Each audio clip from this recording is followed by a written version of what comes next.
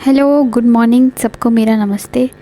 जो भी बच्चे मैकेनिक्स पढ़ना चाहते हैं उनके लिए आज से मैंने यूट्यूब पर एक क्लास स्टार्ट कर दी है इंजीनियरिंग मैकेनिक्स की। तो जब मैंने सोचा कि बच्चों को पढ़ाना है तो मेरे मन में बहुत सारे सवाल आ रहे थे कि कौन से टॉपिक से पढ़ाना शुरू करूं। मुझे लगता है कि सबसे इजी जो टॉपिक था वो स्लोप डिफ्लेक्शन मुझे लगता था, क्योंकि इक्वेशन सॉल्व करना होती थी 3 साइमल्टेनियस इक्वेशंस और उससे सॉल्यूशंस आ जाते थे। तो मैंने सोचा चलो स्लोप डिफ्लेक्शन से चालू करते हैं, क्योंकि बावजूद इसके कि केवल सिंपल सी 3 साइमल्टेनियस इक्वेशंस हमें सॉल्व करनी है जो कि हम बचपन से करते आ रहे हैं, और थीटा नाम के वेरिएबल की वैल्यू निकाल के उसको वापस इक्वेशन में डाल के एंड मोमेंट्स की वैल्यू निकाल के बेंडिंग मोमेंट डायग्राम बनाने की जो इजी सी प्रोसेस है, उसमें भी बच्चे जो हैं एक 10 नंबर का जो क्वेश्चन है ईएससी के एग्ज़ाम के होम एग्ज़ाम में 10 से 15 नंबर का क्वेश्चन बिल्कुल गलत करके आ जाते हैं, क्योंकि उनके फंडामेंटल्स जो हैं वो बिल्कुल भी क्लियर नहीं रहते हैं। पढ़ने वाले हैं स्लोप डिफ्लेक्शन मेथड। तो ये स्लोप डिफ्लेक्शन मेथड होता क्या है, आखिर ये आया कहाँ से है, और लोग ये जो 2 इक्वेशंस हैं M A B is equals to M F A B plus 2 E I by L 2 theta A plus theta B minus delta, ये जो इक्वेशन है इसे लोग बार बार यूज़ करते रहते हैं और सोचते हैं कि भैया हमने थीटा को अननोन मान लिया है, फिर थीटा की वैल्यू निकाल लेंगे और उससे हमारा मोमेंट आ जाएगा और जल्दी से बेंडिंग मोमेंट डायग्राम बन जाएगा।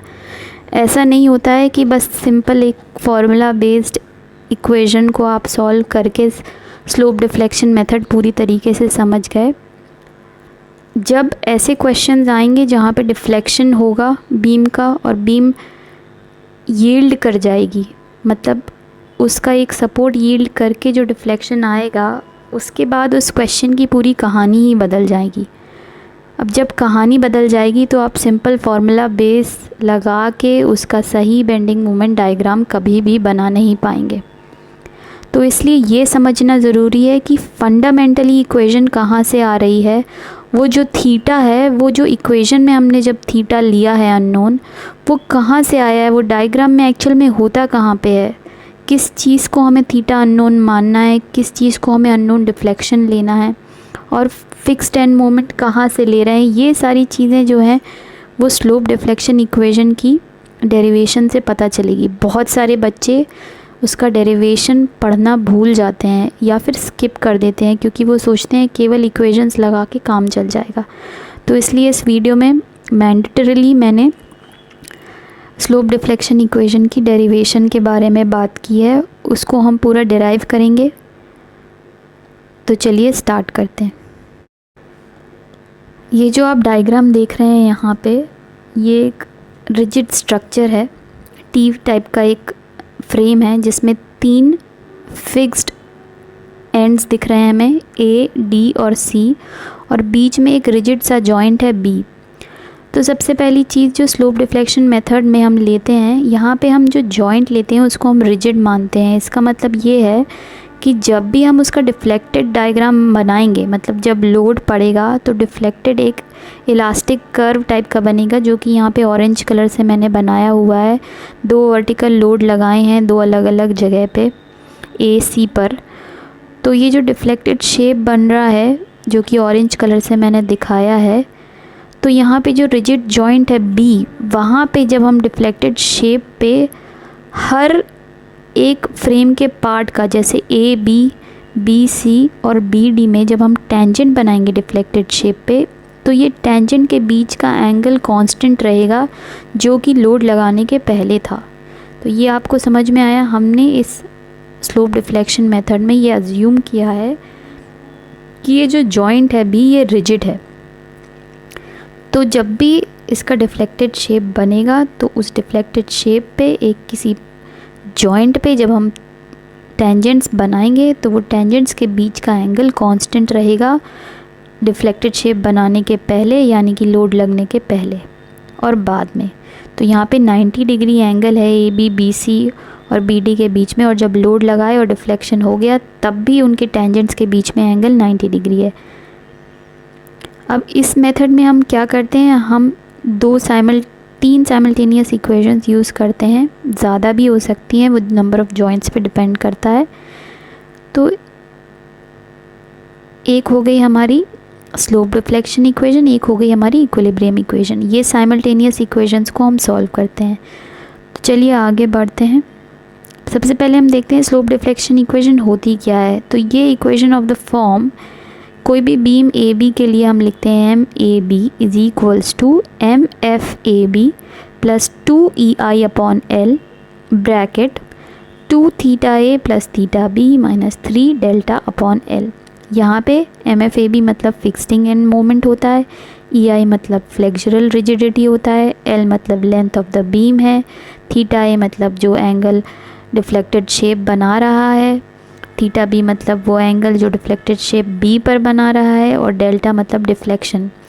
अब ये सब चीज़ें एक बार हम सिर्फ फॉर्मूले को पढ़ के हर नए बीम के क्वेश्चन में नहीं लगा सकते, इसलिए हम स्लोप डिफ्लेक्शन इक्वेशन का डेरिवेशन पढ़ने वाले हैं।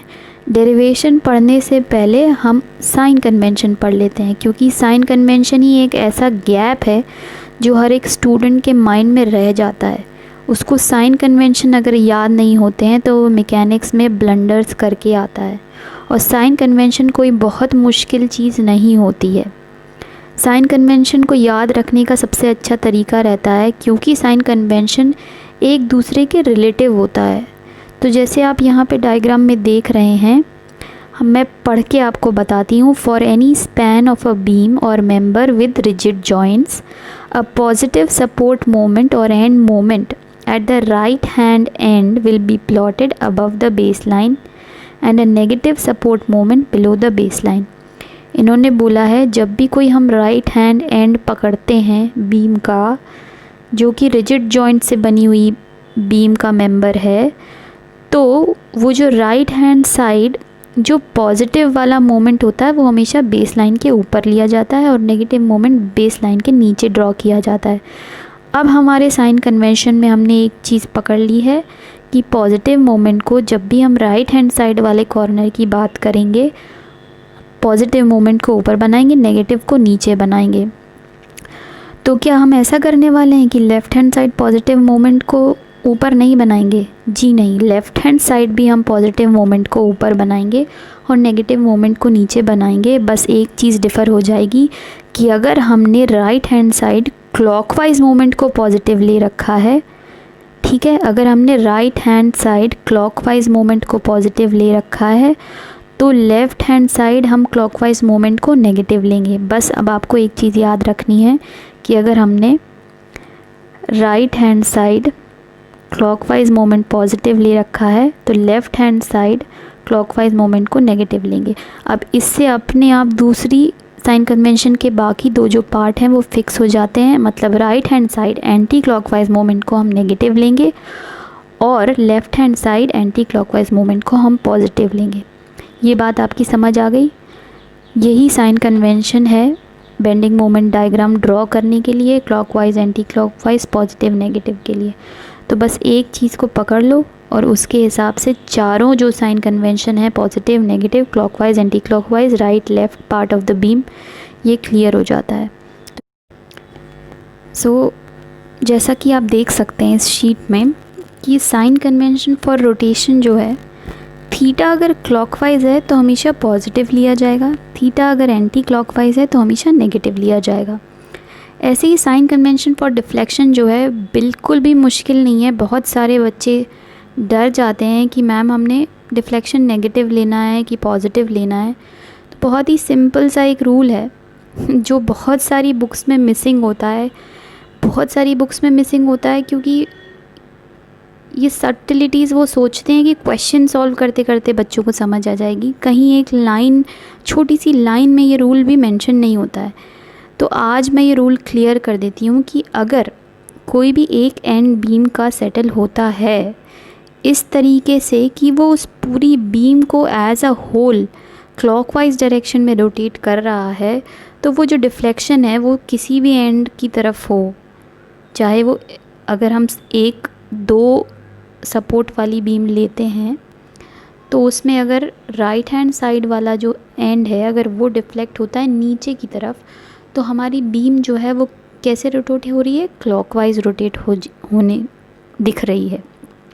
तो जब बीम क्लॉकवाइज रोटेट हो रही है उस डिफ्लेक्शन की वजह से, तो वो जो डिफ्लेक्शन है वो हमेशा पॉजिटिव साइन की वैल्यू एंटर की जाएगी, ना कि नेगेटिव।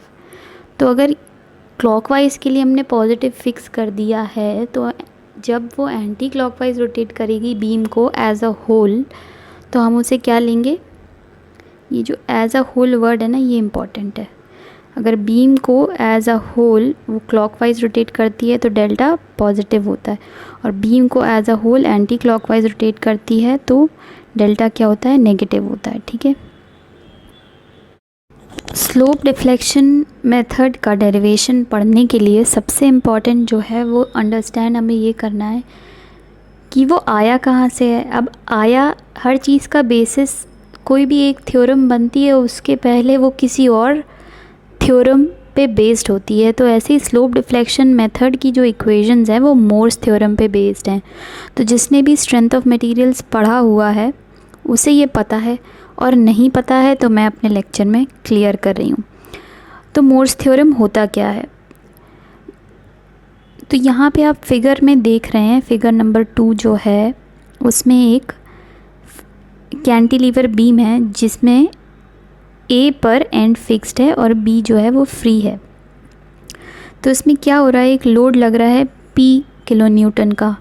तो लोड लगते ही डिफ्लेक्टेड शेप जो है वो स्काई ब्लू कलर से मैंने डिनोट किया है फिगर 2 में, जो कि सबको दिख रहा है। तो ये जो डिफ्लेक्टेड शेप है इस पे हमने पॉइंट B पे एक टेंजेंट ड्रॉ करी, रेड कलर की, लिखा हुआ है टेंजेंट @B, है ना। तो ये जो टेंजेंट हमने ड्रॉ करी है, ये A पर जो हमने एक टेंजेंट ड्रॉ करी है येलो कलर से, ये टेंजेंट येलो टेंजेंट से कहाँ मिल रही है, वो जो एंगल है θBA, मतलब angle made by the tangent at B with respect to tangent at A is called as θBA। ठीक है, ये θBA है। अब हम क्या करेंगे, बेंडिंग मोमेंट डायग्राम बनाएंगे इस बीम का। तो बेंडिंग मोमेंट डायग्राम इतना बेसिक सा सबको पता है कि अगर हम A पे बेंडिंग मोमेंट निकालेंगे तो P इंटू L होगा, और क्योंकि ये पॉइंट लोड है तो पॉइंट लोड में लीनियर बेंडिंग मोमेंट डायग्राम बनता है। तो क्योंकि B पॉइंट पे कोई भी मोमेंट नहीं है, सिर्फ एक पॉइंट लोड P लग रहा है, तो यहाँ पे 0 और यहाँ पे पॉइंट A पे M हो जाएगा P इंटू L। तो जब हम इसको एक लाइन, स्ट्रेट लाइन से ड्रॉ करते हैं, जब हम जॉइन कर देंगे तो ये बेंडिंग मोमेंट डायग्राम बन जाएगा M is equals to PL, एक ट्राइंगुलर बेंडिंग मोमेंट डायग्राम। इसके नीचे हम बनाएंगे M/EI डायग्राम। अगर EI की वैल्यू हमें दी हुई है, मान लो यहाँ पे एक कांस्टेंट ही मान लो EI की वैल्यू 5 है, जो कि ऐसे EI 5 नहीं होता है, उसकी बहुत अलग सी एक वैल्यू होती है, क्वेश्चंस में देखेंगे हम उसको। तो मान लो M है PL और EI की वैल्यू 5 है, तो 1/5 जो है, जो बेंडिंग मोमेंट डायग्राम है उसकी जो हाइट है वो 1/5 ऑफ PL हो जाएगी यहाँ पे, और यहाँ पे 0 ही रहेगी। तो इसको हम जब ज्वाइन कर देंगे तो ये रेड कलर जो डायग्राम आ रहा है ये हमारा M/EI डायग्राम कहलाएगा। ठीक है। तो मोर्स थ्योरम क्या कहता है, मोर्स थ्योरम ये कहता है कि अगर हमें स्लोप θBA निकालना है, मतलब rotation of the deflected shape of the beam AB with respect to tangent at A which is called as θBA, तो वो होता है हमारा एरिया ऑफ M/EI डायग्राम, जो फिगर नंबर 4 है हमारा यहाँ पे, जो M/EI डायग्राम है, इसका जो एरिया रहेगा वो हो जाएगा θBA के इक्वल। ठीक है, तो ये हो गया हमारा θBA, ये मैंने बॉक्स में लिख दिया है। तो एरिया क्या होगा, half into base into altitude, तो हाफ इंटू बेस जो कि L लेंथ का है, ऑल्टीट्यूड क्या होगा M/EI की वैल्यू दैट इज़ PL/EI। तो PL²/2EI, ये बहुत सारे लोगों ने थीटा और की वैल्यू और डिफ्लेक्शन की वैल्यू सोम में लर्न भी करी हुई है। तो फिक्स्ड बीम जिसके एक कॉर्नर पे P लोड लगा हुआ है, तो उस बीम में जो थीटा रोटेशन फ्री एंड का होता है वो हम लिखते हैं PL²/2EI। इसकी एक टेबल भी है, वो मैं आपको आगे की स्लाइड में उसकी फ़ोटो डाल दूँगी। तो चलिए अब नेक्स्ट हमको क्या समझना है। थीटा मोर्स थ्योरम से निकालना सीख लिया, अब डिफ्लेक्शन निकालने के लिए हम देखते हैं कि क्या करना है।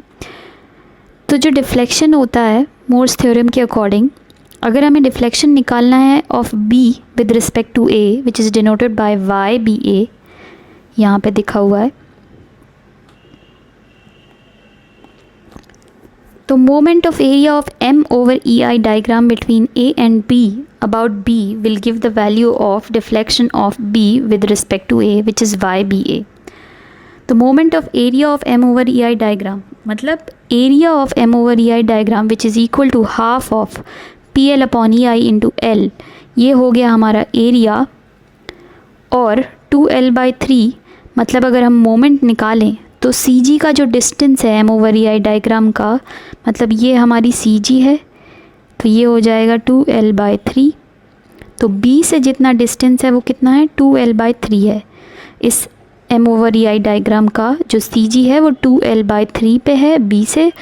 तो जब हम moment of area of M/EI diagram लिखेंगे तो हम कैसे लिखेंगे, half of PL/EI into L, ये हो गया एरिया, और 2L/3 जो हो गया वो distance of CG of M/EI diagram from B। B कौन सा पॉइंट है, B वो पॉइंट है जिस पे हम डिफ्लेक्शन निकाल रहे हैं, और A वो पॉइंट है जिसकी टेंजेंट के रिस्पेक्ट में हम डिफ्लेक्शन को मेजर कर रहे हैं। तो वैल्यू क्या आती है, PL³/3EI। तो ये स्टैंडर्ड वैल्यू है। अगर कोई पॉइंट लोड किसी कैंटिलीवर बीम पे लगता है तो उसके जहाँ पे पॉइंट लोड लगा है उसके जस्ट नीचे डिफ्लेक्शन है वो हम कैसे देते हैं, PL³/3EI।